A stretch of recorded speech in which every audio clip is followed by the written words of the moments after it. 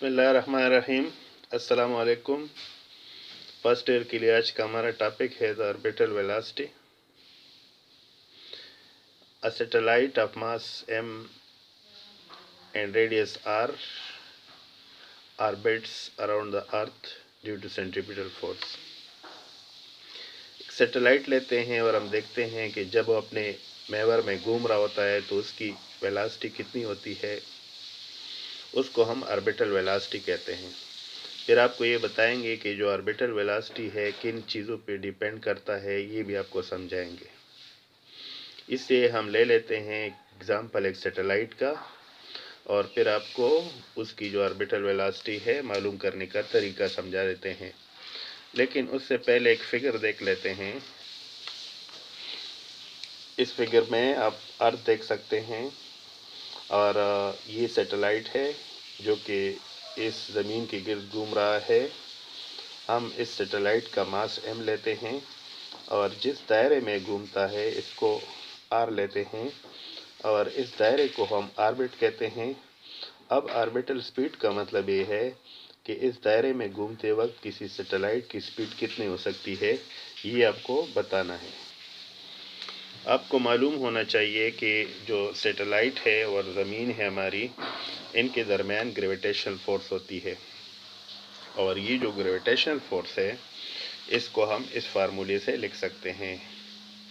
F is equal to GME m/r²। G universal gravitational constant है और M mass of the earth है। ये वाला M mass of the satellite है, जबकि R वो रेडियस है जिसमें ये सैटेलाइट घूम रहा है।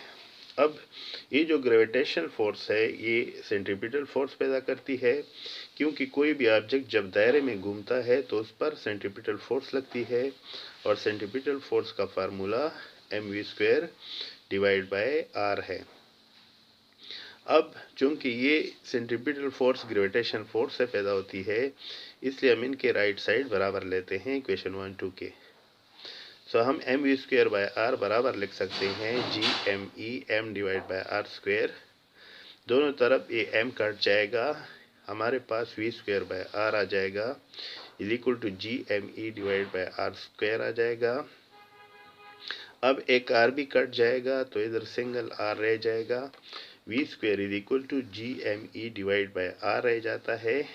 अब ये जो GME डिवाइड बाय r है, हम अगर दोनों साइड का स्क्वायर रूट ले ले तो v बराबर आ जाएगा GME डिवाइड बाय r।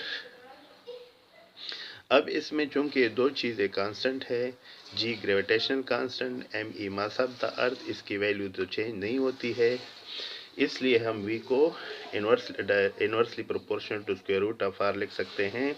यानी इसका मतलब ये है v is inversely proportional to the square root of r।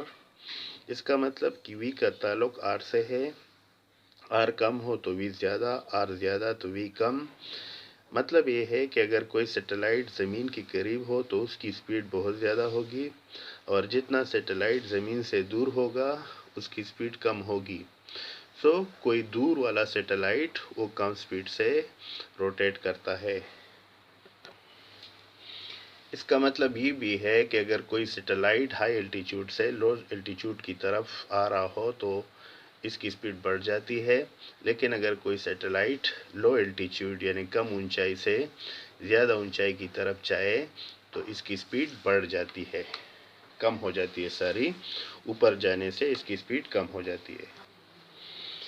हमारा अगला टॉपिक है द जियोस्टेशनरी ऑर्बिट्स।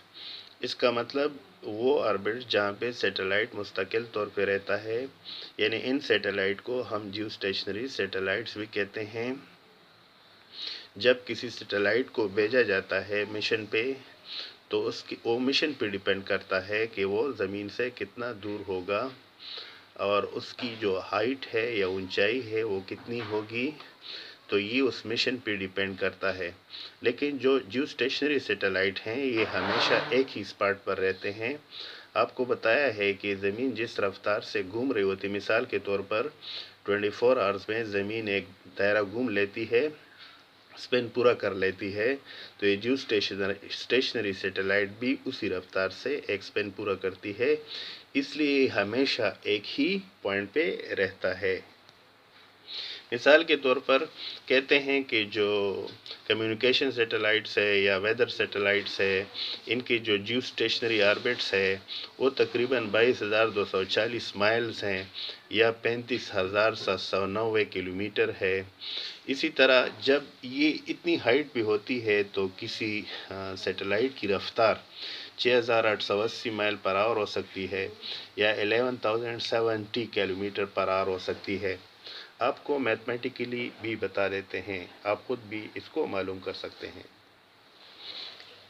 अगर हम orbital speed of the geostationary satellite को वी नॉट से डिनोट करें, ये फार्मूला इससे पहले टॉपिक में आपको कराया गया कि GME divide by R naught radius of the geostationary satellite है। इसका मतलब ये है कि इसका अंडर रूट है, कहते हैं this speed must be equal to the average speed in 1 day. अब इसको हम एक दिन का जो एवरेज स्पीड के बराबर लेते हैं।